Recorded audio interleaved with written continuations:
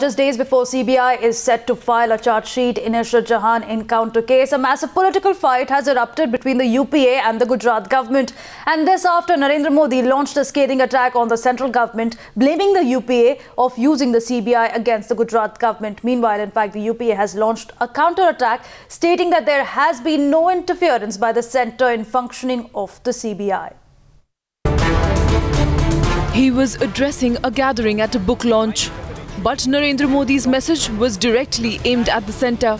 CBI मित्रों, मैं तो हैरान हूं किस प्रकार से सीबीआई का दुरुपयोग ये लोग कर सकते हैं। ये मेरे साथ न गुजरी होती तो मुझे पता ही नहीं चलता कि इतना दुरुपयोग करते हैं ये।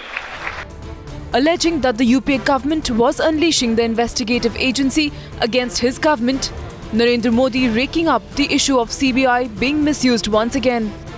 कोई डर नहीं, कोई परवाह नहीं, और दिल्ली में बैठे हुए शासक जो लोकतांत्रिक प्रक्रियाओं से जय और पराजय को झेलने का सामर्थ्य नहीं रखते, वो सीबीआई के सहारे हिंदुस्तान की राजनीतिक शक्तियों को परास्त करने पर लगे हैं।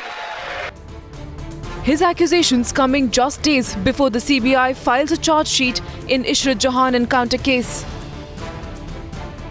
But the UPA was quick to launch a counter-attack, denying all charges levelled by the Gujarat Chief Minister. CBI को लेकर भारतीय जनता पार्टी के दोहरे मापदंड रहे हैं।